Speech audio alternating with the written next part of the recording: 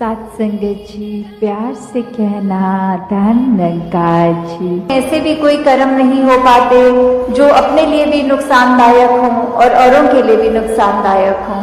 इसको हम हर पल अपने जहन में, अपने ऐसे कर्मों में, अपने भावों में पल पल वो हमें पता भी नहीं लगता कि जिस तरह सांस लेना होता है उसके लिए कोई खास समय अलग से नहीं निकलता, कुछ भी करते हुए हम वो श्वास लेते हैं। वैसे ही ये निरंकार का एहसास हमारे मुख से उस तरह कभी तो शब्द रूप में भी सिमरन निकलता है और कभी अगर कोई अन्य काम में व्यस्त हो तो भी वो एक लिव जुड़ी जिसको बोलते हैं निरंकार के साथ। तो जब वो हो वहां पे हम रहे पूरे समय, तो दिन में कुछ भी करते चले जाएं पर लगातार एक चीज एक कांस्टेंट रहती है, वो है कि ये निरंकार का एहसास।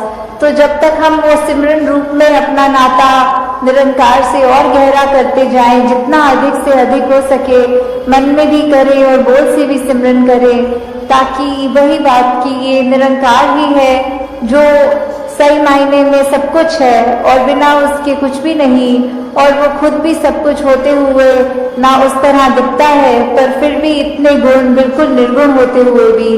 तो हमें भी ये सब ज्यादा से ज्यादा ऐसे कोशिश करनी है कि हम बिल्कुल वही गुणों को अपने जीवन में उतार पाए, उसी तरह अपने जीवन को चला पाए जिस तरह युगों युगों ने संतों ने चाहा है कि एक कर्म हमारे ऐसे बनते जाएं, एक ऐसा हमारे दिल से दिल का रिश्ता इस निरंकार प्रभु परमात्मा से जुड़े। फिर ये जो एका है ये निरंकार की तरफ इशारा करते हुए कि जो भी पूर्ण गुरसिक होंगे, जिनको ये ब्रह्म ज्ञान की दात प्राप्त हो गई और उसके बाद वो अपने अहंकार को तज के ये उस तरह एक सिर्फ इस एक ही के साथ ही जुड़ा हो, चाहे वो किसी भी भाव से हम लेते हो, जो अपनी श्रद्धा से जो भी बुलाना चाहे, तो उसके साथ जब तक जुड़े हैं इसका एहसास करते हुए तो ही सब कुछ है। नहीं तो वो एहसास जिस पर खो दिया समझो वो जीवन काल वहीं थम गया, या फिर वो भी नहीं पता लगता कि कब वो पतन की ओर एक हमारे सोच विचार बन जाते हैं। तो हमें किस तरह ये अपने अंदर और मेहनत करनी है कि बस ये एक जो है इसी के साथ और जुड़ते चले जाएं, इसी के साथ अपना हर पल इस तरह बिताएं कि जैसे एक मछली होती है जब उसको पानी से बाहर निकाल दिया जाता है तो कैसे तड़पती है, वैसे ही जिस पल हमें इस निरंकार का चेता भूले उसी समय ये तड़प अंदर से अपने आप वो लिव वापस जोड़ दे।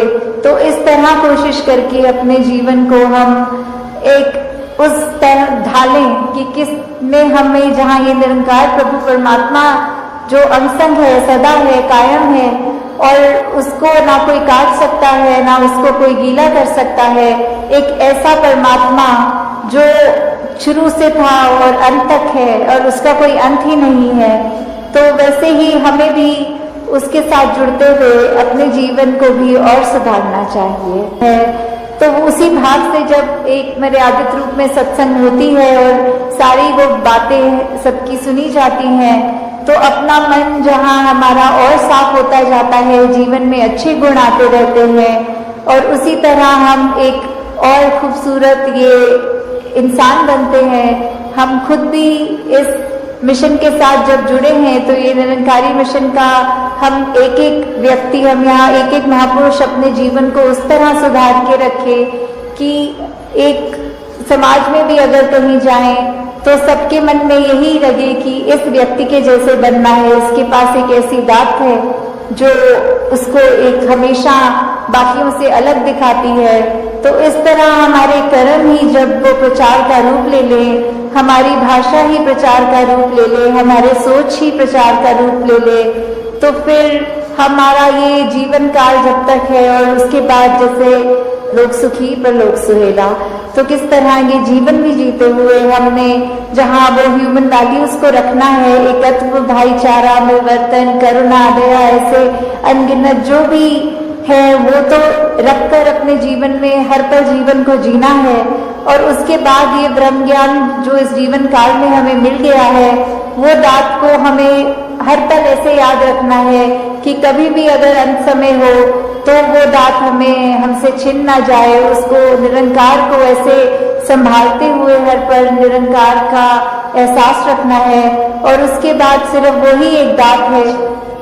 और यहाँ पे भी जो सत्संग के दौरान भी हमने सुना, चाहे वो छोटे बच्चे की ज़बान से हो, चाहे बुजुर्गों के, चाहे वो कोई भी तरह का सहारा लिया हो, स्पीच का, गीत का, कविता का, तो सबने एक ही बात दोहराई कि ये जो मिशन हमें क्या शिक्षा दे रहा है, ये ईश्वर परमात्मा पर निरंकार ये हमारे लिए क्या अहमता जीवन में रखते हैं। और हालांकि ये भी उस तरह से देखा जाए तो हम अगर सिमरन कर रहे हैं और निरंकार प्रभु परमात्मा को याद कर रहे हैं तो उसका उद्देश्य क्या है कि निरंकार को तो कोई फर्क नहीं पड़ेगा कि हम अगर निरंकार को याद रख रहे हैं कि नहीं, पर हमें अपनी इस जीवन काल में किस तरह जीना है वो अगर नज़रिए से देखें तो हम सही रास्ते पे हैं कि गलत,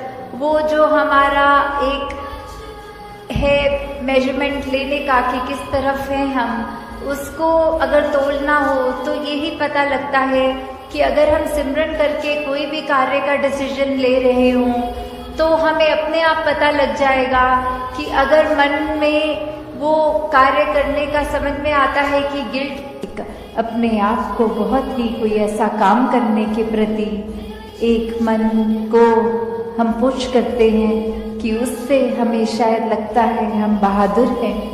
तो असली बहादुरी क्या है? ये असली बहादुरी तो वही कि जो भी सत्य है उसको समझ के, उसको एक हकीकत को जानने के बाद आंख ना बंद करना कि ये संसार में आए हैं तो मौत भी निश्चित है।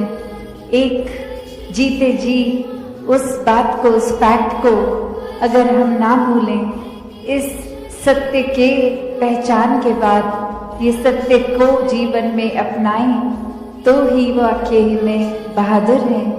क्योंकि कायरता तो फिर आंख बंद करने में होगी। एक जैसे हम अक्सर सुनते भी हैं उदाहरण कि एक सामने अगर कोई, हम किसी से बात करते वक्त कह देते हैं कि सामने अगर शेर खड़ा है तो आंख बंद कर लेंगे तो वो चला नहीं जाएगा सामने से। तो कायरता और बहादुरी ये पहलू जीवन में देखें तो वही कि एक जीवन नहीं समाप्त होना है और जीते जी एक अनेकों रंग ये जिंदगी दिखाती है, एक हर एक स्थिति में अलग महसूस कराती है।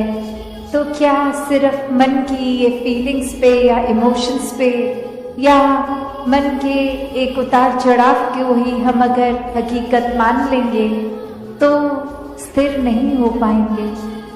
एक सदैव के लिए स्थिरता, सहजता चाहिए, तो इस सत्य के साथ ही जुड़ना होगा। और वो सत्य, ये ब्रह्म ज्ञान कि हर समय ये परमात्मा का एहसास, इसको पहले जानकर फिर इसको एक इस पर पूरा विश्वास होना और विश्वास के साथ ही जीवन में भक्ति और आनंद आना। कैसे फिर जीवन में इस प्रभु के प्रति वो प्रेमा भक्ति की अवस्था एक हमेशा के लिए। फिर कोई भक्ति में ये नहीं कहा जाता कि दुनिया में काम छोड़ दो, एक जो भी एक साधन है जीविका कमाने का उसको त्याग दो, कहीं दूर चले जाओ, एकांत में चले जाओ। नहीं, एक एकांत में एक समाज से कट के उस तरह भक्ति नहीं, समाज घर परिवार में रह के भक्ति करना। हर एक परमात्मा की रचना, हर एक इंसान, चाहे वो घर के मेंबर्स हों या फिर कोई दोस्त या फिर कोई अजनबी, तो कैसे हर एक में जहाँ परमात्मा है, हर एक में उस परमात्मा का वास है, तो ये परमात्मा हर एक में देखा जा सकता है। तो वो उससे इसकी दूरी ये तय हो जाती है जब साक्षात ब्रह्म ज्ञान द्वारा ये परमात्मा दिखता है। फिर वो कण कण में दिखता है, फिर ये परमात्मा एक हर समय की सच्चाई बन जाती है। बाकी दुनियावी सच्चाइयाँ तो बदलती रहती हैं, कोई भी ऐसी चीज़ नहीं जो सदैव की सच्चाई हो। एक शरीर को भी हम ले तो ये भी बदल जाता है, हमारे सोच ख्याल को ले ये भी बदल जाते हैं, कोई भी तत्व ले लें वो भी अपना रूप बदल लेता है। तो कैसे सिर्फ और सिर्फ ये परमात्मा जो अगर जहाँ पे भी आस्था है, विश्वास है, उस धर्म ग्रंथ को भी पकड़ लें तो वही परिभाषा एक ही कि ये परमात्मा, इसका कोई टुकड़े नहीं कर सकता, ये कोई फॉर्म में नहीं है, ये हर जगह है, शुरू से था और सृष्टि खत्म होने पे ये अंत नहीं है इसका। कैसे ये कोई भी चीज़ से एक कम ज़्यादा नहीं किया जा सकता। तो जो ये सच्चाई को पहचान लेता है, वाक्य में वो अपनी हकीकत भी पहचान लेता है कि एक शरीर से जुड़ी हुई एक शॉर्ट टर्म, एक छोटे, एक कुछ सालों के लिए कम समय की एक सच्चाई नहीं, पर सदैव रहने वाली सच्चाई। कैसे फिर मन परिस्थितियों के साथ एंग्शियस नहीं होता, एक मन में ऐसे ख्याल नहीं आते जो बेचैन कर देते हैं, क्योंकि सब में ही ये परमात्मा का हाथ एक आशीर्वाद रूप ही दिखता है कि अभी अगर ये परिस्थिति आई है तो हमें इस परिस्थिति से क्या सीखना है, हमें अपना कॉन्डक्ट कैसे रखना है। तो हर किसी चीज़ में जब एक हम कण-कण से शिक्षा ले लेते हैं तो वाकई ही परमात्मा का एहसास कण-कण में हुए, और ये एहसास कोई भी चीज़ से हो सकता है। तो एक बार जब इस परमात्मा से जुड़ गए ब्रह्म ज्ञान द्वारा, तो फिर दुनिया की कोई भी चीज़ फिर एक डामाडोल नहीं करती, फिर सिर्फ एक हम उस चीज़ के मोहताज नहीं रह जाते कि जब जब जीवन में हमारे हिसाब से जीवन चल रहा है तब तो परमात्मा है, वरना एक नहीं कोई हमारे मुताबिक चीज़ चली तो परमात्मा को ही कोसते चले गए। परमात्मा से ये मन की एक शक की बात कि परमात्मा हो भी कि नहीं हो, अगर हो तो हमारी क्यों नहीं सुनते हो, एक हमारे ही शरीर में क्यों तकलीफ दी, एक हमें ही कोई धनहीन क्यों रखा, एक हमें ही ऐसी परेशानियां जीवन के इतने पड़ाव पे इतनी लगातार क्यों दी। भक्त तो जानते हैं कि परमात्मा का होना ही सच्चाई है, परमात्मा द्वारा हर पल जीवन का ये प्रसाद रूप है, इसको अब कैसे निभाना है वो हम पे है। एक हमारी चेतनता, उसको प्रयोग में लाना है कि कैसे एक कर्म जहाँ करने की आज़ादी है वहाँ किस तरह चुनाव करना है कि किस समय में कौन से कर्मों को करना है। और उत्तर बहुत ही सरल कि हम कर्म भी वो करते हैं जो हमारी सोच बन जाती है, जो चरित्र बन जाता है, जो बोली भाषा जैसी बन जाती है।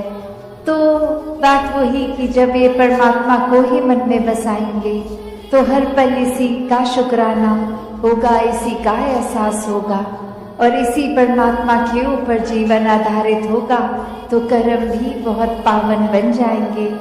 एक पूरी दुनिया के लिए एक दिल से सेवा होगी, एक पूरी दुनिया के लिए जीवन बीतेंगे, सिर्फ एक अपने लिए सेल्फिश होके, खुदगर्ज होके नहीं।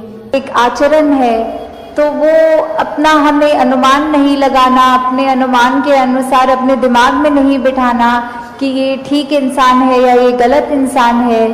जब वो जिस दिन जजमेंट्स खत्म हो जाती हैं तो मन में फिर वो सत्कार की भावना एक आती है हर एक के प्रति कि किस तरह हर कोई ये सत्कार का पात्र है, क्योंकि इतनी बड़ी दात ये निरंकार परमात्मा जिसके भी हिस्से में है और बाकी भी जो अभी अपरिचित हैं उस ब्रह्म ज्ञान से, तो हर एक में जब वो देखेंगे तो मन सिर्फ वो प्यार करेगा, सत्कार करेगा और फिर हम हर एक को वो बेनिफिट ऑफ डाउट की जो बात आती है कि अगर किसी ने कुछ हमें गलत भी कर दिया, कोई किसी का कर्म हमें दुख पहुंचाता है, तो अपने उस व्यक्ति से गुस्सा ना करके सिर्फ एक ही भाव मन में अपने आप आएगा कि उस व्यक्ति की शायद कोई मजबूरी रही होगी, आज उसका हो सकता है दिन अच्छा ना रहा हो, कोई किसी ने कुछ उसको बुरा बोल दिया हो तो इसलिए उसका मन कड़वा हुआ है, इसलिए उसके बोल कड़वे निकले हैं।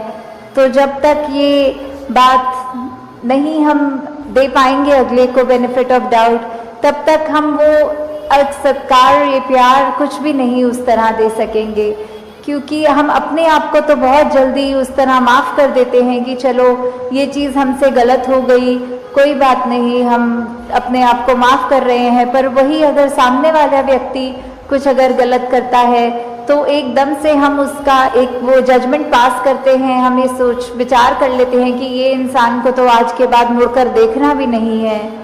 तो हमें इस तरह अपने जीवन में सुधार करना है कि किसी ने अगर कुछ गलत कर भी दिया तो उसके लिए भी मन से यही अरदास करनी है कि दातार कृपा करके ये जो भी कमियां हैं हमारे अंदर, दूसरों के अंदर, वो दूर होती जाए और ऐसे ही प्यार और सत्कार जग में बढ़ता चला जाए। हाँ जी। गुण गावण नित ऐसे एक दे ऐसे दीदार करन।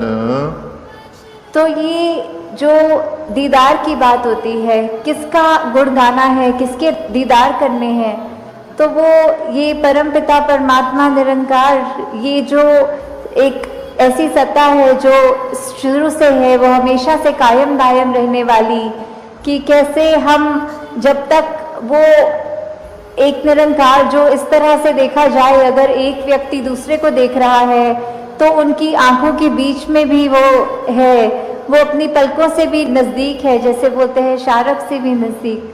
तो इतना करीब होने के बाद जब वो अपनी आंखों से नहीं खुद देखा जाता, वो संतों का संग करने के बाद ही ये दात प्राप्त होती है, जो अपने लिए तो सुखदायी होती भी है और हमारे जीवन में वो ऐसा एक हमारा पल पल बना देती है कि हर पल में सिर्फ ये निरंकार प्रभु परमात्मा का शुक्रिया निकलता है हर समय, और वो भाव कि इसी के ही हमेशा गुणगान करने हैं।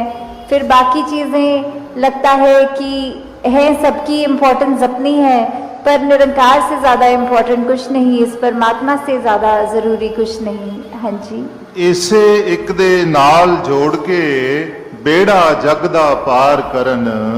तो ये बेड़ा जग का, इससे क्या मतलब हो रहा है? इससे सिर्फ यही बात कि हम जब जीवन काल की यात्रा अपनी जी रहे हैं तो उसमें हमें क्या एक ऐसा जो बोलते हैं कि एक परमानेंट चीज़ क्या है, कि जो सबसे मजबूत चीज़ जिसने वो स्थिर है, उसने कभी हमारे उतार चढ़ाव के साथ उतरना चढ़ना नहीं है।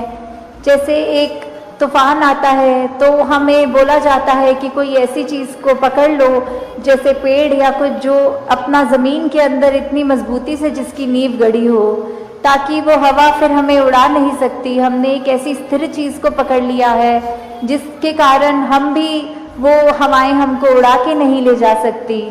तो ऐसे ही जीवन में हम अपने जीवन को तब तक अपना अच्छे से जीवन जी सकेंगे जब तक हम ये निरंकार के साथ अपने मन से ना जुड़े, तब तक वो एक जीवन भी हमारे उतार चढ़ावों के साथ फिर उथल पुथल मचाता है मन में।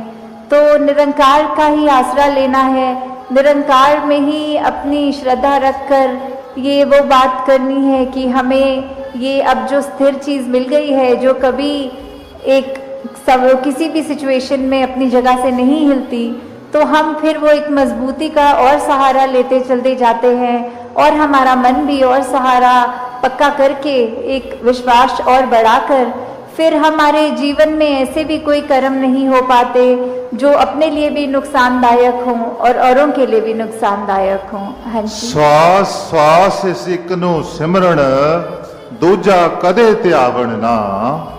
तो फिर जब एक ये लगन लग जाती है निरंकार के साथ, ये अपने इसको हम हर पल अपने जहन में, अपने ऐसे कर्मों में, अपने भावों में पल पल वो हमें पता भी नहीं लगता कि जिस तरह सांस लेना होता है उसके लिए कोई खास समय अलग से नहीं निकलता, कुछ भी करते हुए हम वो श्वास लेते हैं, वैसे ही ये निरंकार का एहसास हमारे मुख से उस तरह कभी तो शब्द रूप में भी सिमरन निकलता है, और कभी अगर कोई अन्य काम में व्यस्त हो तो भी वो एक लिव जुड़ी जिसको बोलते हैं निरंकार के साथ, तो जब वो हो वहाँ पे हम रहे पूरे समय, तो दिन में कुछ भी करते चले जाएं पर लगातार एक चीज एक कांस्टेंट रहती है, वो है कि ये निरंकार का एहसास।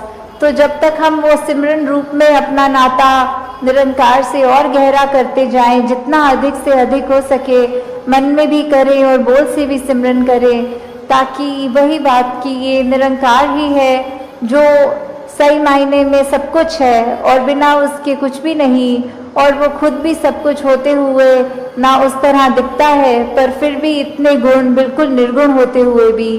तो हमें भी ये सब ज़्यादा से ज़्यादा ऐसे कोशिश करनी है कि हम बिल्कुल वही गुणों को अपने जीवन में उतार पाए, उसी तरह अपने जीवन को चला पाए जिस सत्संग से जो हमें खुराक मिलती है ये हमारे जीवन को ऐसी एक मजबूती प्रदान करती है जो जिसको हम शारीरिक रूप में भी जो खुराक लेते हैं, एक तो वो खुराक होती है जो हमारे शरीर को तंदुरुस्ती प्रदान करती है, और एक वो भी खुराक ली जाती है जिसके सेवन से हमारे शरीर को कमज़ोरी भी मिलती है और नाना प्रकार के ऐसे रोग भी इस शरीर को लग जाते हैं। तो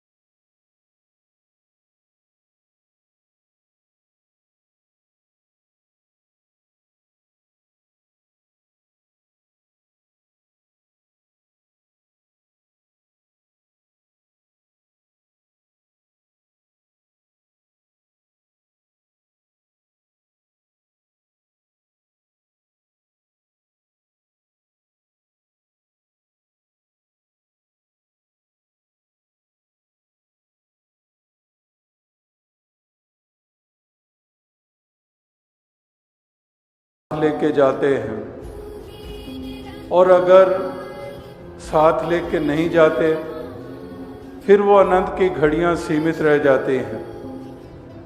इसीलिए महापुरुष संत जन एक जो सुनते हैं उसको कमाते हैं। एक सुनकर कमाई करने का मतलब कि केवल कान रस नहीं है।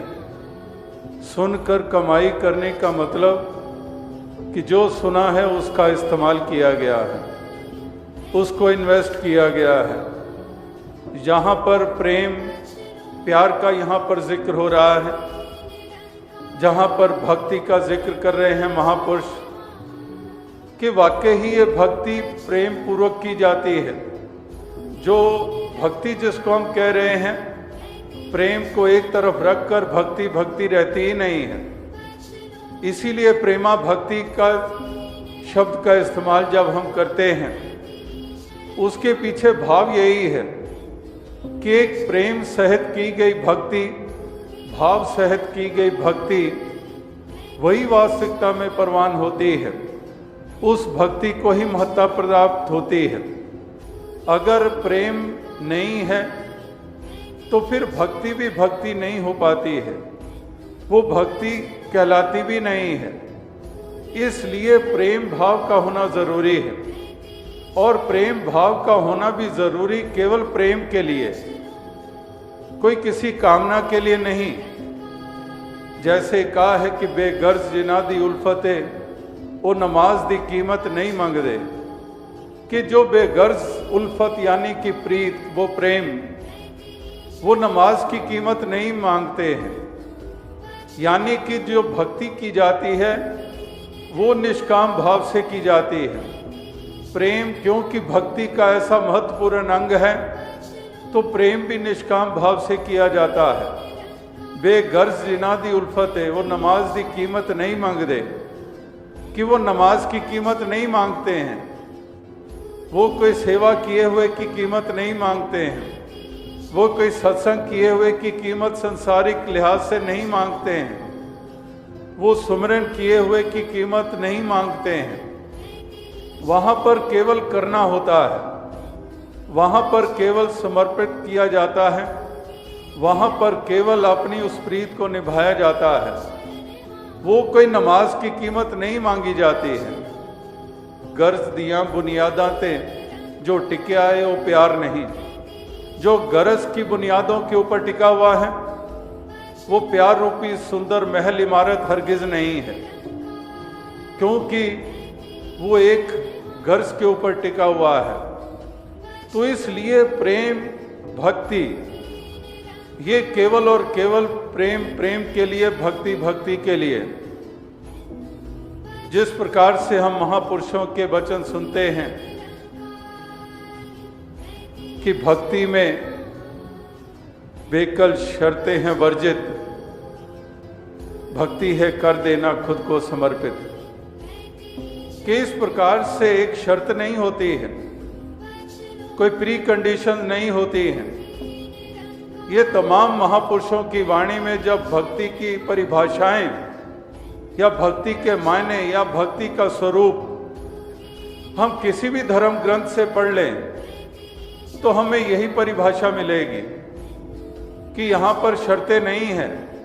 वही बात के बेगर्ज जिनादी उल्फत है, कि कोई गर्ज नहीं है, कोई शर्त नहीं है, केवल इस प्रीत को निभाया जाता है, केवल अपने आप को समर्पित किया जाता है। भक्ति केवल प्राप्तियां होने के कारण है, और अगर प्राप्तियां नहीं है तो भक्ति भी नहीं है, प्रेम भी नहीं है।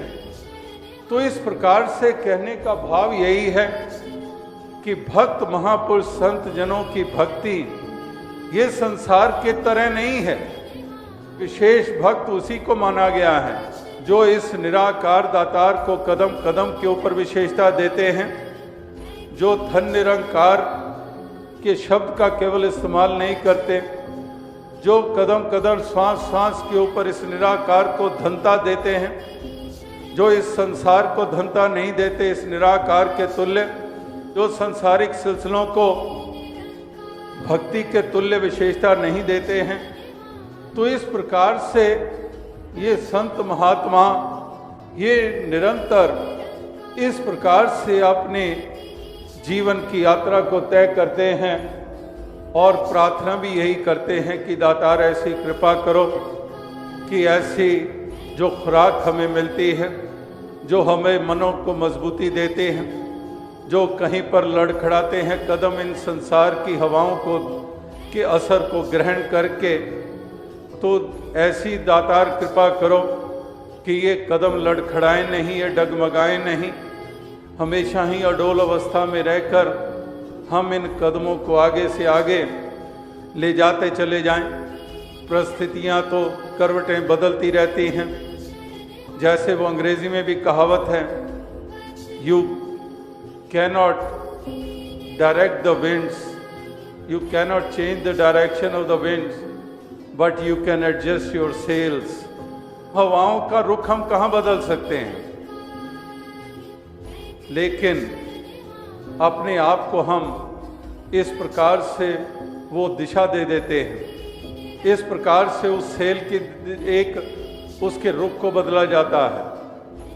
कहने का भाव क्या है कि इस प्रकार से वो मजबूती ये प्राप्त होती है, और ये जो संसार में विचरण करते हुए, ये तमाम परिस्थितियों में से गुजरते हुए, इसीलिए जो एक कर्म भूमि जिसको हम कहते हैं कि कर्म के क्षेत्र में रहकर इस प्रकार से अपने कर्तव्यों का पालन किए चले जाना, एक भक्ति जिसको हम कह रहे हैं, ये भागने का नाम नहीं है, ये जागने का नाम है। तो इस प्रकार से एक भक्ति हमेशा ही संत महात्मा भक्तजन वो इसी प्रकार से करते आए हैं, जिन्होंने इस निराकार दातार के साथ अपनी प्रीत लगाई, और ये प्रीत किसी शर्त पे ऊपर आधारित नहीं की, ये किसी पाने और खोने के साथ नहीं इसको जोड़ा। हमेशा ही वो हर हाल में इस निराकार के गुणगान भी करते चले गए हैं, और इसी प्रकार से वो अपने आप को इसी को समर्पित करके इस जीवन के सफर को वो तय करते चले गए हैं। तो आओ साथ संगत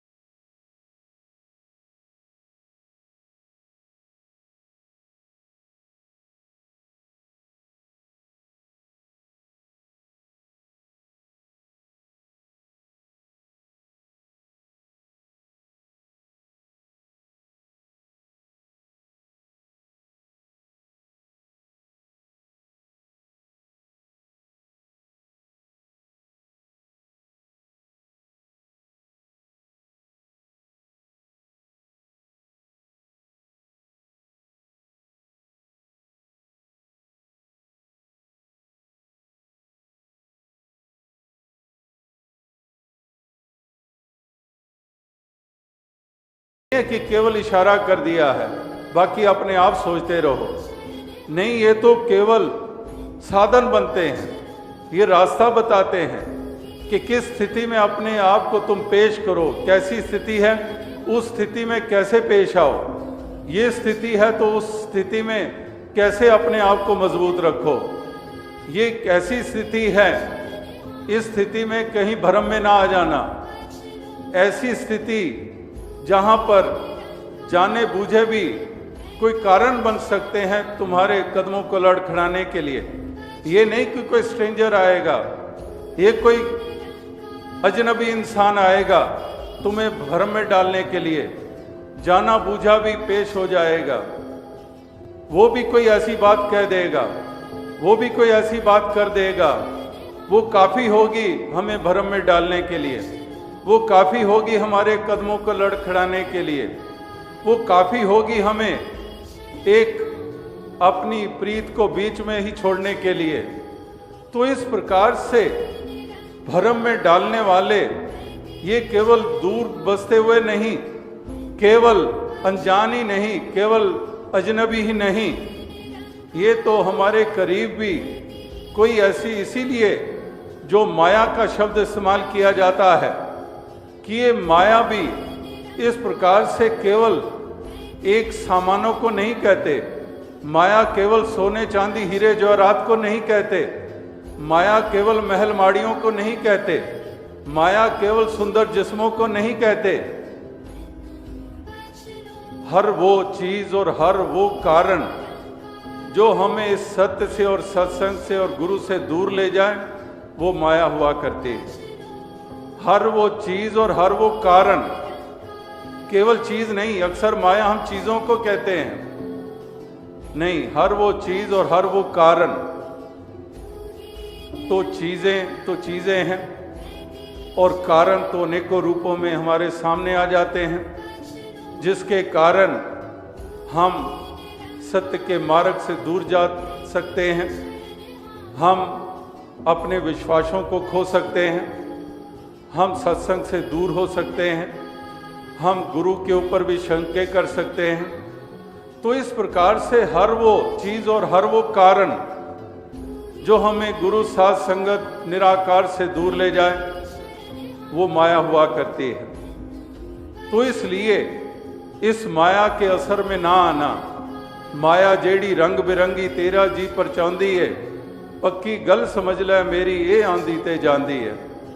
तो इस प्रकार से ये माया नाना प्रकार के जो रूप धारण करके सामने आती है, तो इससे खबरदार रहने के लिए तमाम धर्म ग्रंथ कहते आ रहे हैं, तमाम वेद शास्त्र कहते चले आ रहे हैं।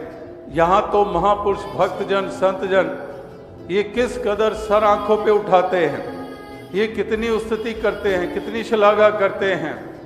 लेकिन अगर वो शलाघा जो कर रहे हैं उनकी भी कदर हम खो दे, तो फिर हम कहाँ पर खड़े रहेंगे। जो हमारी स्तुति कर रहे हैं बगैर की सोच समझ के हमारी सिफ्त किए चले जा रहे हैं, और हम उनके साथ ही बदसलूकी करते चले जाएं, हम उनके साथ ही विपरीत भाव से पेश आते चले जाएं, तो फिर हम समझ सकते हैं कि हमारी कितनी कीमत है, हम कहाँ पर खड़े हैं। तो इसलिए ना सिफत का असर, ना कोई निंदा का असर, कि ये निंदा वकीली का भी असर नहीं। एक इस प्रकार से ना वाणी को निंदा में लगाना और ना ही निंदा का असर ग्रहण करना। जे लोग सलाहें ता तेरी उपमा, जे निंदेता छोड़ ना जाए। कि अगर लोग शलाघा करते थे हैं, उपमा करते हैं, महिमा गाते हैं, तो तेरी वड्याई। और अगर किसी ने एक अपयश का कोई शब्द भी इस्तेमाल कर दिया या विपरीत शब्द का इस्तेमाल कर दिया, तो इस कारण भी तेरे से दूर ना हो जाएं। यानी कि दोनों लिहाज, कि जो नर दुख में दुख नहीं माने, सुख स्नेह और पहने ही जाके कंचन माटी माने। और आगे चलकर यही कहा है कि ना ही मान अपमाना, ना निंदा, ना स्तुति, ना मान, ना अपमाना। तो इस हर्क शोक से रहे न्यारा, कि हर्क और शोक से न्यारा, तो इस प्रकार से यानी कि किसी चीज का भी वो असर नहीं ग्रहण करता कि एक वो ढंग है चलने का कि हम आसमान की तरफ देखकर चल रहे हैं, आसमान की तरफ देखकर चलेंगे, फिर इसका मतलब क्या कि सामने से हमारी दृष्टि हट जाएगी। सामने से दृष्टि हट गई तो हम चल रहे हैं, आगे क्या है पता नहीं, किसी चीज से टकराएंगे, कहीं पर ठोकर खाएंगे। अब दूसरी स्थिति देखें कि आसमान की तरफ अब नहीं देख रहे हैं, हम नीचे की तरफ देख के चलना शुरू कर दें, अपने पैरों की तरफ, जमीन की तरफ, ठीक अपने पांव की तरफ नजर लगाकर चलना शुरू कर दें, फिर क्या होगा? फिर भी वही स्थिति, फिर भी हम सामने कुछ नहीं देख रहे हैं। पहले आसमान की तरफ देख रहे थे तो सामने कुछ नजर नहीं आ रहा था। अब दूसरी एक्सट्रीम है, अब दूसरी एक्सट्रीम ये है कि हम बिल्कुल नीचे की तरफ देख रहे हैं, अब सामने से दृष्टि हट गई है, सामने कुछ नजर नहीं दे रहा आ रहा है। अब फिर ठोकर, फिर सामने क्या है नजर नहीं आ रहा है। तो फिर सही दृष्टि क्या है? सही दृष्टि है सामने। कभी आप देखें, सामने जब आप देखते हैं आपको आसमान भी नजर आता है, आपको धरती भी नजर आती है, आपको सामने जो कुछ है वो भी नजर आता है, तीनों तरफ निगाह हो जाती है। जब सीधा सामने देखते हैं तो ये एक्सट्रीम नहीं है। जो पहले दो प्रकार की एक्सट्रीम्स, अक्सर एक्सट्रीम्स में हम जीते हैं, या फिर हम बिल्कुल आगे बेंड होके चलते हैं, या फिर पूरी बैकवर्ड्स बेंड होके चलते हैं। एक सही अपने शरीर का पोस्चर करके जब हम चलते हैं, वही एक कंफर्टेबल चाल होती है जीवन की। तो कहने का भाव क्या है कि एक्सट्रीम्स में नहीं भक्त जीता है।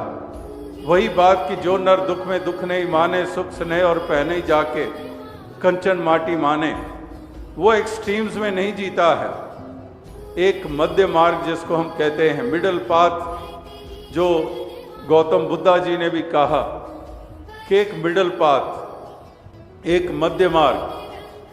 कहीं पर भी हम एक्सट्रीम करते हैं। अगर हम कोई सितार या गिटार बजाएं तो एक जिसकी वो तारें होती हैं वो बिल्कुल कसी हुई हों तब भी सही आवाज़ नहीं आती, और हमारी उंगलियों के ऊपर भी पीड़ा होती है। और उसका दूसरा सिनेरियो कि उन तारों को बिल्कुल ढीला कर दें, एक दूसरी एक्सट्रीम में चले जाएं, तो वहाँ पर भी बिल्कुल वो यंत्र बेसुरा हो जाएगा, और उस हालत में भी हमारी उंगलियों को पीड़ा होगी। बिल्कुल ढीली तारों को भी अगर हिलाकर देखें उंगली के साथ उस इंस्ट्रूमेंट, म्यूजिकल इंस्ट्रूमेंट की, तब भी वो आपकी उंगली को जख्मी कर सकता है। इसी प्रकार से घोड़े की लगाम का भी उतना ही खिंचाव है कि ना बिल्कुल स्टैंड स्टिल हो जाए, बिल्कुल रुक जाए, और ना ही बेकाबू हो जाए। इतना कुछ काबू उसके ऊपर रखा जाता है, उतनी कुछ ढील, उतना कुछ कसा हुआ वो लगाम के ऊपर हाथ होता है। तो कहने का भाव क्या है? कहने का तात्पर्य यही है कि इस प्रकार से भक्त महापुरुष संत जन ये हमेशा ही ये जो कुछ भी लिखा कहा गया है आज तक वेदों, शास्त्रों, धर्म ग्रंथों में और नित्य प्रति जो सत्संग में सुनते हैं, वो सब हमारे मन को वो अवस्था प्रदान करने के लिए ही है कि अगर हमारे मन को वो अवस्था प्राप्त हो गई तो इस मन को सहजता मिल जाएगी, इस मन में प्रेम भाव भरपूर हो जाएगा, और हम सही मायनों में, जहाँ से दास ने बात आरंभ की थी कि एक सही मायनों में भक्ति कर पाएंगे, जो निष्काम भाव की होगी, जो प्रेम भाव की होगी, जो हमारी भक्ति शर्तों के ऊपर आधारित नहीं होगी, हमारा प्रेम किसी गरज के कारण नहीं होगा, और इस प्रकार से समर्पण भाव से युक्त होकर इस निराकार के ऊपर अकीदा विश्वास परिपक्व रखते हुए हम सहज चाल जीवन की चलती चले जाएंगे, और किसी भी अति की तरफ ना जाकर हम इस प्रकार से इस निराकार के होकर इसके गुणगान करते चले जाएंगे, और इस प्रकार से ये जीवन को आनंदमय बनाएंगे। केवल कुछ घड़ियों को ही नहीं हर पल को हम आनंदमय बनाएंगे। और इसलिए घड़ी घड़ी पल पल छिन छिन इस निराकार का एहसास, इसके साथ जुड़े रहना, जिसको हम सुमिरन कह रहे हैं, इसलिए ये सत्संग को भी विशेषता देते हैं और इस निराकार का सुमिरन भी उठते बैठते करते हैं। इसको कभी भी भुलाते नहीं हैं और ये मन रूपी आँखें इससे हटाते नहीं हैं। हमेशा ये मन रूपी आँखें इसी और रहती हैं, यानी कि इसका एहसास ये हमेशा बनाए रखते हैं।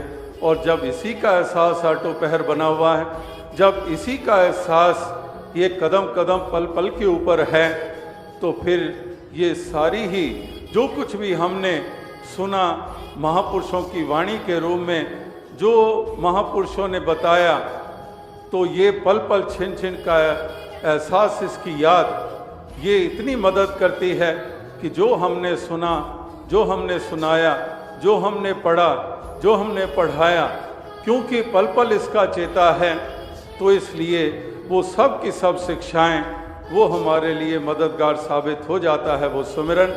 तो इसलिए वो सब हमारे जीवन में रच जाता है और हमारे जीवन को खूबसूरती मिलती है, हमारे जीवन को सहजता मिलती है। तो यही अरदास प्रार्थना कि दातार कृपा करे कि सभी को ऐसी तौफीक दे, सभी को शक्ति दे, ताकि इस प्रकार की भक्ति सभी कर पाएँ। साध संगत जी धन्य। सत्संग का असली स्वरूप क्या है? साध संगत जी, आशा करता हूँ निरंकार की कृपा से आप सभी अच्छे होंगे, स्वस्थ होंगे। साध संगत जी, आप जी के चरणों में बहुत ही सुंदर आध्यात्मिक कहानी विचार, जिसका विषय है सत्संग का असली स्वरूप क्या है। तो चलिए साध संगत जी जानते हैं इस कहानी के माध्यम से। साध संगत जी, जब जीवन की ठोकरें आत्मा को झकझोरती है, तब इंसान सोचता है, क्या यही जीवन है? क्या इसी भागदौड़ में सुख छुपा है? कोई राह नहीं दिखती, चारों ओर अंधकार। ऐसे ही एक अंधेरी रात में एक साधारण सा इंसान अपने जीवन के सबसे कठिन मोड़ पर एक ऐसे द्वार पर पहुंचा जहां लिखा था सत्संग भवन। उसे नहीं पता था कि उस भवन में उसका जीवन नया जन्म लेने वाला है। साध संगत जी, विक्रम की यात्रा, सत्संग के असली स्वरूप की खोज। विक्रम एक 40 वर्षीय सरकारी अधिकारी था। परिवार, नौकरी, प्रतिष्ठा सब कुछ था उसके पास, लेकिन मन में शांति नहीं थी। अंदर कुछ खाली खाली लगता था। उसने कई किताबें पढ़ी, कई कोर्स किए, लेकिन आत्मा की प्यास नहीं बुझी। एक दिन ऑफिस से लौटते समय वह एक वृद्ध साधु से मिला, जिनकी आंखों में अजीब सा सुकून था। साधु ने केवल एक वाक्य कहा कि बेटा, जिस सच्चाई को तुम बाहर ढूंढ रहे हो वो भीतर है। सत्संग में जाओ, शायद कुछ समझ में आ जाए। विक्रम ने पहली बार सत्संग भवन में प्रवेश किया। वहाँ कोई उपदेश नहीं था, बस एक वृद्ध संत बड़ी ही सरल भाषा में जीवन की बातें कर रहे थे। जैसे गंदे पानी को साफ करने के लिए उसे फिल्टर करना होता है, वैसे ही मन को साफ करने के लिए सत्संग जरूरी होता है। विक्रम को पहले कुछ अजीब लगा। उसने सोचा, क्या यही सत्संग है? बस बातें करना। पर जब वह वहाँ नियमित जाने लगा, धीरे धीरे उसे समझ में आने लगा कि ये बातें नहीं हैं, ये जीवन के बीज है।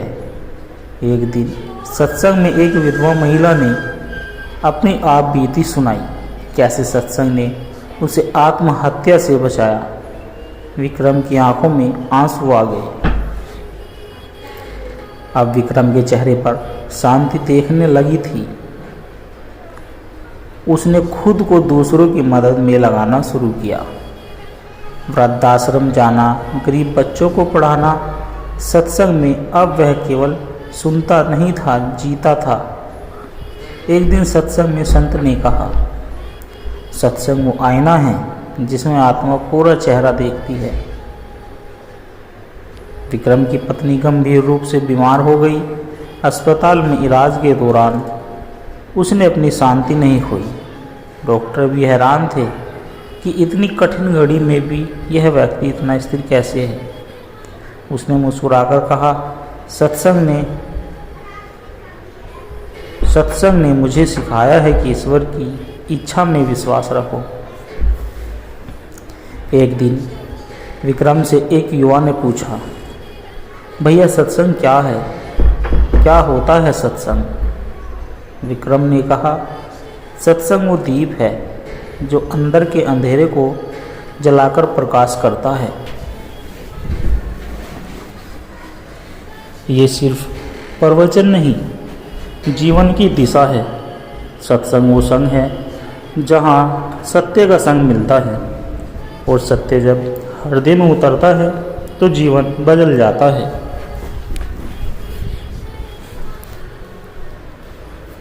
विक्रम अब स्वयं एक सत्संग संचालक बन चुका था। पहले जो जीवन के बोझ तले दबा हुआ था, अब वही दूसरों को जीवन की राह दिखा रहा था। कहानी वही समाप्त हो जाती है जहां एक और नया आगंतुक सत्संग भवन के दरवाजे पर खड़ा है, ठीक वैसे ही जैसे कभी विक्रम खड़ा था। सत्संग वो धारा है जो सूखी आत्माओं को सींच देती है। उसका असली स्वरूप न किसी किताब में है, न किसी मंच पर। वो तो हर उस क्षण में है जहां आत्मा सत्य के निकट होती है। यदि आप चाहते तो मैं सत्संगत जी, जब जीवन के रंग फीके पड़ जाए, जब रिश्ते बोझ बन जाए, और जब स्वयं का चेहरा भी आईने में अजनबी लगे, तब कोई आवाज़ भीतर से पुकारती है, क्या यही जीवन है? क्या बस इतना ही? यही प्रश्न लिए एक युवक चला अपने भीतर के अंधेरे को रोशन करने के लिए, और वह उस स्थान पर जा पहुंचा जहां न कोई शोर था और न कोई दिखावा, बस शांति थी। सत्संग यही है हमारी कहानी, भीतर का दीपक। अर्जुन एक 28 वर्ष से सफल लेकिन दुखी कारपोरेटर की दुनिया में व्यस्त था। ऊपरी तौर पर सब कुछ है, गाड़ी, पैसा, सोशल मीडिया, सब प्रसिद्ध, लेकिन रात को अकेले में उसे घुटन होती है। एक दिन दादी की डायरी में उसे एक पुरानी लाइन मिली, जब जीवन दिशाहीन लगे सत्संग का दीप जलाना। वह सोच में पड़ जाता है, क्या वास्तव में सत्संग कोई हल दे सकता है? अर्जुन एक छोटे से गांव में एक सत्संग समारोह में जाता है। वहाँ कोई मंच, लाइटिंग, बड़ा प्रवचन नहीं देते, बस एक साधारण सी कुटिया में एक वृद्ध संत बाबा शांतानंद, बाबा बोलिए बेटा, सत्संग वो है जहाँ तुम खुद से मिलो, न कि दिखावे से। अर्जुन उलझन में होता है, लेकिन कहीं भीतर कुछ हिलता है। अर्जुन शहर लौट रहा था, लेकिन अब वह भीतर से बेचैन था। उसका मन अब मोबाइल, पार्टी और सोशल मीडिया में नहीं लगता था। हर बार वह फिर गांव लौटता है। इस बार वह बाबा के पास बैठता और पूछता, बाबा क्या सत्संग केवल प्रवचन सुनाना है? बाबा मुस्कुराकर कहते, नहीं बेटा, सत्संग आत्मा की मिट्टी है जिसमें तुम खुद को बोते हो। बाबा अर्जुन को गांव के बच्चों को पढ़ाने, वृद्धों की सेवा और आत्मनिरीक्षण के लिए कार्य में लगाते हैं। अर्जुन का मन अब धीरे धीरे निर्मल होने लगता है। एक वृद्ध कहता है, बेटा, सत्संग की असली शुरुआत सेवा और समापन आत्मज्ञान है। शहर में अर्जुन को बड़ी जॉब ऑफर मिली, बहुत पैसे, विदेश भेजने का मौका। अर्जुन भ्रमित रहा। होता है बाबा कुछ नहीं कहते, बस एक बात बोलते हैं, जो चमकता है वो सच नहीं होता, जो शांत करता है वह सत्संग होता है। अर्जुन उस ऑफर को छोड़ देता है। वह निर्णय करता है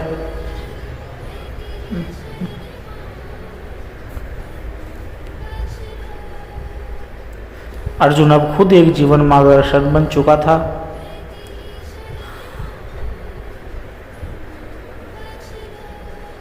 वह गांव में एक सत्संग संस्था शुरू करता है।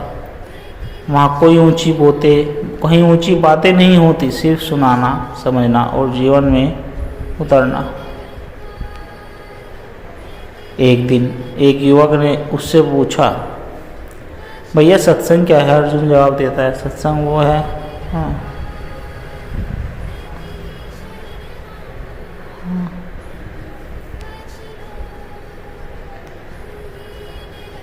अर्जुन अब खुद मार्गदर्शन बन चुका था। वह गांव में एक सत्संग संस्था शुरू करता। वहाँ कोई ऊंची बातें नहीं होती, सिर्फ सुनना, समझना और जीवन में उतारना होता है। एक दिन एक युवक से पूछता है, भैया सत्संग क्या है?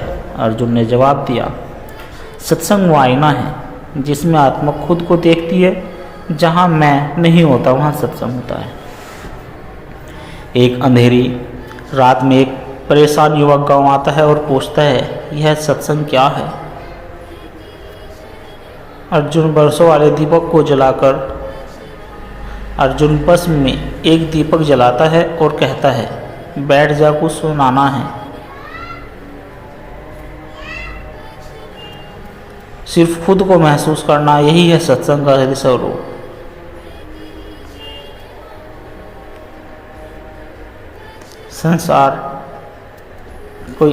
संसार कोई आयोजन नहीं, सत्संग आत्मा की ऋतु है।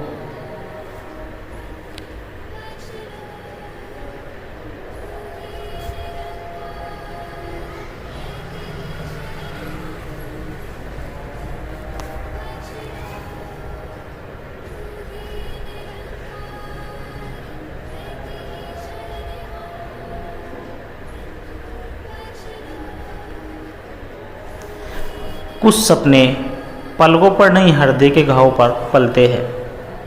और जब कोई इंसान अपने टूटे हुए सपनों को राख से एक चिंगारी बना लेता है, वही चिंगारी कभी सूरज बन जाती है। ये कहानी एक ऐसे युवक की है जिसे सबने कहा तू कुछ नहीं कर सकता, लेकिन उसने ठान लिया, अब मैं हार नहीं मानूंगा। यही है एक चिंगारी की उड़ान। कृष्णा एक छोटे से गांव का गरीब लड़का था। पिता दर्जी का काम करते थे, माँ खेतों में मजदूरी करती थी। कृष्णा पढ़ने में होशियार था, लेकिन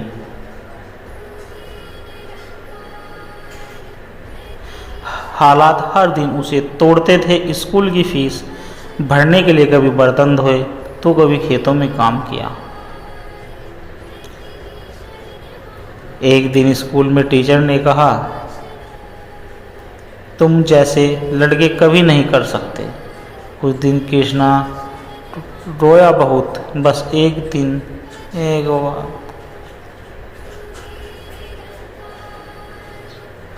उस दिन कृष्णा बहुत रोया, बस एक बात दिल में लिख ली, एक दिन मैं कुछ बनकर दिखाऊंगा। कृष्णा ने 12वीं की बाद दिल्ली आकर पढ़ाई शुरू की।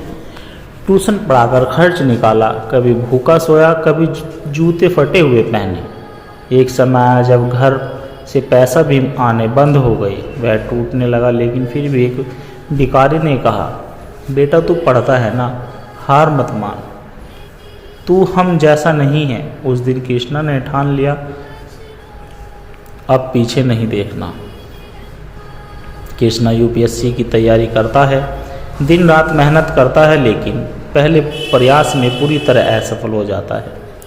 परिवार और समाज सब ताने मारने लगते हैं, अब तो छोड़ दे ये ख्याल, कोई नौकरी कर ले। लेकिन एक बुजुर्ग चाय वाले ने कहा, बेटा पहाड़ पर चढ़ना है तो गिरना पड़ेगा। तो गिरा नहीं, बस थका है। कृष्णा फिर खड़ा हुआ। अब कृष्णा ने न सिर्फ पढ़ाई की बल्कि युद्ध पर विश्वास, खुद पर विश्वास भी किया। उसने योग, ध्यान और आत्म प्रेरणा को अपनी शक्ति बना लिया। वह रोज आईने में खुद को कहता, मैं योग्य हूं, मैं कर सकता हूं। कृष्णा ने दोबारा परीक्षा दी और इस बार परिणाम आया। वह यूपीएससी में टॉप 15 में चुना गया। पूरा गांव तालियां बजा रहा था और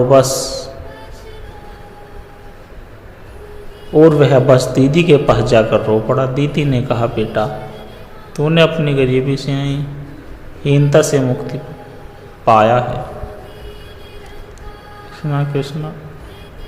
कृष्णा अब अफसर बन चुका था, लेकिन वह गांव लौटा और वहीं एक स्कूल, लाइब्रेरी और कोचिंग सेंटर खोला।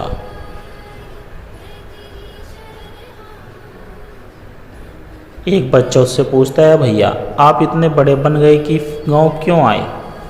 तो फिर गांव क्यों आए? वह मुस्कुराकर कहता है, क्योंकि जहां से उड़े थे वहीं पर रोशनी बनकर लौटना ही सच्ची उड़ान है।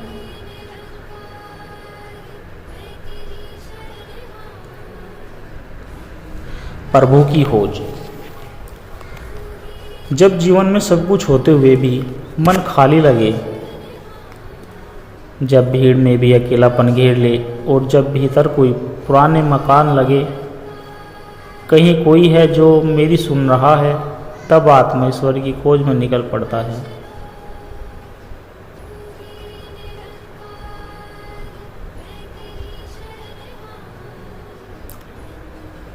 राजू एक बड़ा व्यापारी था। आलीशान घर, गाड़ियां, परिवार सब कुछ था, पर आत्मा व्याकुल नहीं थी। किसी से कह नहीं सकता था,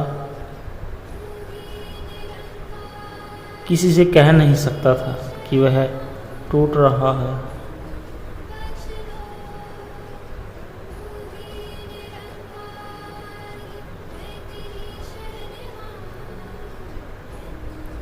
कि वह टूट रहा है। एक रात नींद आई, एक रात नहीं आई, और उसने बस आसमान की ओर देखा और कहा, हे ईश्वर, क्या तू वाकई है? अगर है तो मुझे दिख।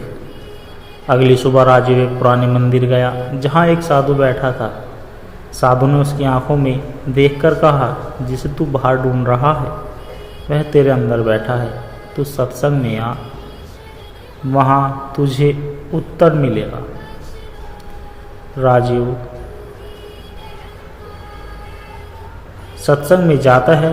कोई उपदेश नहीं, बस आत्मा की बातें, मन का शुद्धिकरण।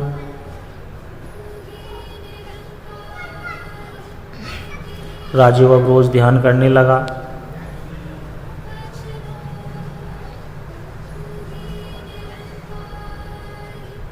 मन का शुद्धिकरण, माया भ्रम और आत्मा का संबंध परमात्मा से। एक संत कहते हैं, ईश्वर को पाना है तो पहले मैं को मिटाना होगा। मैं नहीं रहेगा तभी वह प्रकट होगा। राजीव अब रोज ध्यान करने लगा। झूठ धोखा छोड़ दिया। अपने कर्मचारियों से प्रेम से बात करने लगा। एक दिन उसकी पत्नी ने कहा, तुम पहले जैसे नहीं रहे, अब तुम्हारी आंखों में शांति। क्या ये सत्संग का असर है? राजीव मुस्कुराया, नहीं, यह आत्मा की पुकार का उत्तर है। राजीव अब जरूरतमंदों की सेवा करने लगा। भूखों को खाना, गरीबों को पढ़ाई और वृद्धों के लिए सहारा। एक दिन एक वृद्ध ने उसका हाथ पकड़कर कहा, बेटा तू भगवान नहीं पर आज भगवान के जैसा लग रहा है। राजीव की आंखें भर आई। उसे उत्तर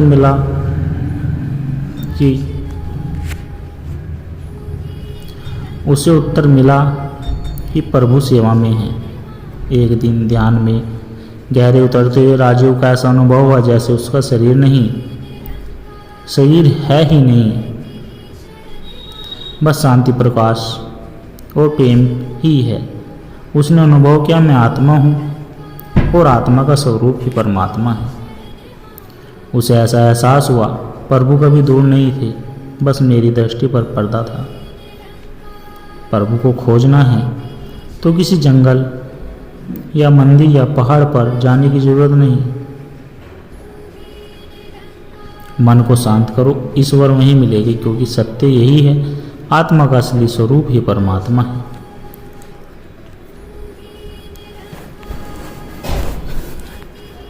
गरीब मगर सच्चा।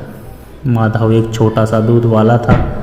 शहर के अमीर लोगों की तरह चालाक नहीं, लेकिन बेहद ईमानदार। दूध में कभी पानी नहीं मिलाता था, वजन में कभी धोखा नहीं देता। लोग मजाक उड़ाते, अरे माधव, ये जमाना बेईमानों का है, तू कहाँ टिकेगा। माधव बस मुस्कुराकर बोले,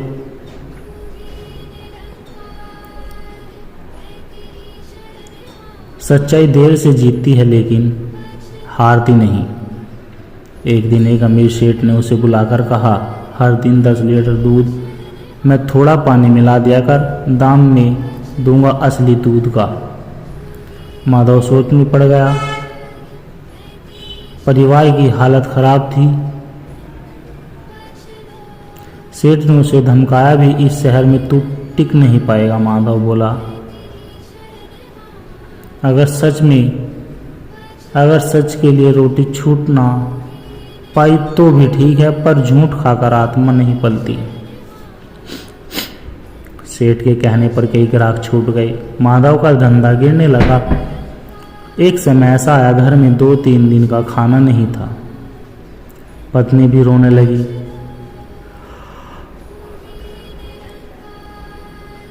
तुम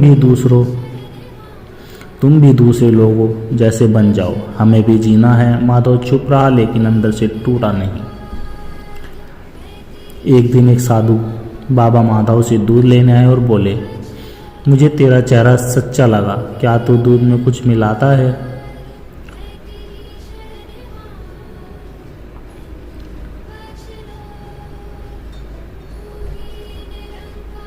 माधव बोला, नहीं बाबा, ये मेरा आत्मा की कमाई है। बाबा मुस्कुराए और बोले, कल एक बड़ी परीक्षा होगी, टीके रहना। जो तू आज बोता है वही फल काटेगा। राज्य के राजा ने घोषणा की कि वह अपने बेटे के लिए एक सच्चे और ईमानदार सलाहकार की खोज कर रहा है। परीक्षा तो नहीं,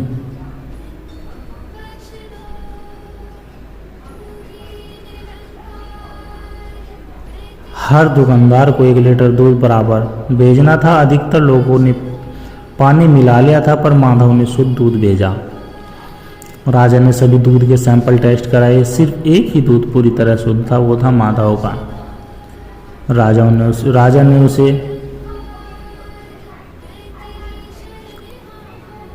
उसे बुलाया। पैसे, तेरी ईमानदारी ने आज तुझे वहां पहुंचा दिया जहां लोग पैसा देकर भी नहीं पहुंचते। माधव को दरबार में सम्मान मिला और जीवन भर के लिए सेवा का अवसर मिला। झूठ तत्कालिक लाभ देता है, पर अनंत पतन का कारण बनता है। सच्चाई भले ही धीमी हो, लेकिन उसका फल अमर होता है।